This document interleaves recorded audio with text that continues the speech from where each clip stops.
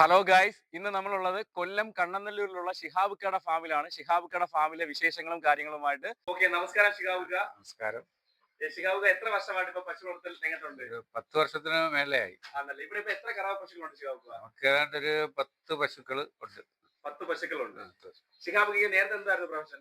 നമ്മള് നേരത്തെ ഗൾഫിലായിരുന്നു. ഗൾഫിലായിരുന്നു. ഗൾഫ് മതിയാക്കി വന്ന് കുറച്ച് നാൾ കഴിഞ്ഞപ്പം നമ്മള് ഇത് നമ്മള് നേരത്തെ പശുക്കളൊക്കെ ഉള്ള ഇതായിരുന്നു. അന്നേരം ഒരു ഫാമായിട്ട് തുടങ്ങാന്ന് വിചാരിച്ചു. ഇവിടെ ഇപ്പം സ്റ്റാർട്ട് ചെയ്ത സമയത്ത് എത്ര പശുക്കളുണ്ടായിരുന്നു? സ്റ്റാർട്ട് ചെയ്ത സമയത്ത് നമ്മൾ ഒരു 5 പശു, പിന്നെ കൂടി കൂടി വന്നൊരു 20 പശു വരെ ഉണ്ടായിരുന്നു. അപ്പൊ പശു ലാഭകരം തന്നെ, നഷ്ടമൊന്നുമില്ല നമുക്ക്. നഷ്ടമൊന്നുമല്ല. നമ്മള് ലാഭകരമായിട്ട് തന്നെ നമ്മളെല്ലാ കാര്യങ്ങളും നടത്തി പോകുന്ന ഇത് തന്നെ. വ്യാപാരം എങ്ങനെയാണ്? ലോക്കൽ സപ്ലൈ ആണോ? നമ്മള് ലോക്കലായിട്ട് കൊടുക്കും, പിന്നെ ബാക്കി ഉണ്ടെങ്കിൽ സൊസൈറ്റി കൊടുക്കും. കറവ എങ്ങനെയാണ്? കറവയെല്ലാം നമ്മള് മിഷനിലാണ് കറക്കുന്നത്. അപ്പൊ അതൊരു കർഷകർക്ക് എല്ലാവർക്കും ഒരു ഡൗട്ടുള്ള കാര്യമാണ്. ഈ മെഷീൻ കൊണ്ട് കറക്കുമ്പോൾ ഒരുപാട് അപാകതകളുണ്ട്. കറവക്കാരെ ഒരു അപാകതയില്ല. ഞാൻ ഇന്ന് വരെ മിഷനിലാണ് കറക്കുന്നത്. എനിക്ക് 2 മെഷീൻ 3 മെഷീനുണ്ട്. കറണ്ട് പോകുമ്പോൾ കറക്കുന്ന മെഷീനും അല്ലാതുള്ള 2 മെഷീനും ഉണ്ട്. ഞാൻ മെഷീനിലെ കറക്കത്തുള്ളൂ. കൈ കൊണ്ട് കറക്കുന്ന പരിപാടിയല്ല ഇവിടെ. മെഷീൻ കറവ കൊണ്ട് എന്തെങ്കിലും ബുദ്ധിമുട്ടുണ്ടോ? ഒരു ബുദ്ധിമുട്ടും ഇല്ല. ലാഭകരമായിട്ട് കൊണ്ടുപോകാൻ പറ്റും. പിന്നെ എല്ലാരും ഇതിൽ എടുത്തിയാട് ഒന്നും അറിഞ്ഞുകൂടാത്ത എടുത്തിയാടിയിട്ട് കാര്യമില്ല. അത് പുതിയതായിട്ട് തുടങ്ങി 1 തുടങ്ങി 2 അങ്ങനെ അധികരിപ്പിച്ച് വന്നാൽ അവർക്ക് രക്ഷപ്പെടാൻ സ്വന്തമായിട്ട് നോക്കിയാൽ പ്രശ്നമൊന്നുമില്ല. ഒറ്റയടിക്ക് ഒരു 10 പശുവിനെ അങ്ങ് നിർത്തിയിട്ട് കാര്യമൊന്നുമില്ല. ഇല്ല. ഒരു പശു 2 പശുവിലൊക്കെ തുടങ്ങിയിട്ട് അവർക്ക് എപ്പോഴാന്ന് വെച്ചാൽ അതിന്റെ അനുസരിച്ച് അതിന്റെ എങ്ങനെയാണ് അതിന്റെ എല്ലാം പഠിച്ചുകൊണ്ട് അടുത്തതിലോട്ട് മുന്നോട്ട് പോവാ. അപ്പൊ ഷിഹാബുക്ക നല്ല സുന്ദരി ഒരു പശുവാണെന്നല്ലോ. നല്ലൊരു ഇനത്തിൽപ്പെട്ട ഒരു പശു.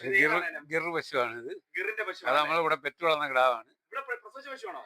നല്ല പശുവാണല്ലോ. നല്ല കുമ്പും നല്ല കാര്യമൊക്കെ. ഇതിപ്പോ എന്താണ്, കറവയിലാണോ ചെനയാണോ? അല്ല, ഇതിപ്പോ ചെന ആയതേ ഉള്ളൂ. ഇത് 20 ലിറ്റർ വരെ 20 ലിറ്റർ പാല് കിട്ടിയ പശു. ഇതിനിപ്പോ മൂന്നാമത്തെ ചെനയായിരിക്കുക. ഇവിടെ പെറ്റു വളർന്ന കിടാ. നല്ല ഹെൽത്തി ആയിട്ടുള്ള പശുവാണല്ലോ. ഹെൽത്തി തന്നെ, ഒരു കുഴപ്പം. നമ്മളിവിടെ പെറ്റു വളർന്ന പശുവാണ്. 4ാമത്തെ നല്ലൊരു അപൂർവം റെയർ ഒരു കളർ അല്ലേ? എത്രാമത്തെ പ്രസവിക്കുക? ഇത് 4ാമത്തെ പ്രസവം. 4ാമത്തെ പ്രസവം അല്ലേ? ഇവിടെ എങ്ങനെ സ്വഭാവമൊക്കെ? സ്വഭാവം ഇയാൾ ഇച്ചിരി ശകലം ഇച്ചിരി മെടയൊക്കെ ഉണ്ട്. നല്ല പാലുള്ള പശു. ജനിച്ചു വന്നതാ. ഇത് നമ്മള് രണ്ടാമത്തെ 2 പെറ്റ് ഇവിടെ വന്നിട്ട് 2 പ്രാവശ്യം പെറ്റു. ഇത് പാല് കിട്ടുന്ന സൈസാണോ? നല്ല പാല് കിട്ടുന്ന പശു. ഒരു 17 ലിറ്റർ പാല്, 18 ലിറ്റർ പാല് ഇറക്കുന്നതാണ്. ഇത് 3ാമത്തെ പ്രസവം. അത് നമ്മളിവിടെ പെറ്റു വളർന്ന കിടാവാ. ഇത് അത് ഒരു 20 മേലെ കിട്ടും. 20 മേലെ കിട്ടും. അപ്പൊ ഈ പാല് കിട്ടുന്ന പശുക്കൾക്ക് നല്ല ഇടനീളം വേണം, ഹൈറ്റ് വേണം, തടി വേണം. അങ്ങനൊന്നുമില്ല. പാല് കിട്ടുന്ന പാലുള്ള പശുവിനെ ഇതിന്റെ തള്ള നമ്മള് ഇവിടെ ഉണ്ടായിരുന്ന. ഇവിടെ ഒരു പശു നിൽപ്പുണ്ട്. നല്ലൊരു ഹൈറ്റും വെയിറ്റും ഉള്ള നല്ല ജെയിന്റെ ഒരു പശുവാണ്. ഇത് ഏതാണ് ഈ ഇനം? ഏതാണ്? HF ആണ്. HF ആണല്ലേ? ഇതെല്ലാം HF. ഇത് HF ആണ്. എല്ലാം HF 1, 2. ഇത് HF. അതിന്റെ അപ്പുറത്ത് HF. മറ്റേതൊക്കെ ക്രോസ് പശുക്കളാണ്. ഇതിന്റെ ഡീറ്റെയിൽസ് ഒന്ന് പറഞ്ഞേക്കാം. ഇതെന്താണ് ഇനം? HF ആണ്. ഇത് ഇതിന് 3ാമത്തെ ചെനയായിട്ട് നിൽക്കുക. പ്രസവിച്ചില്ല.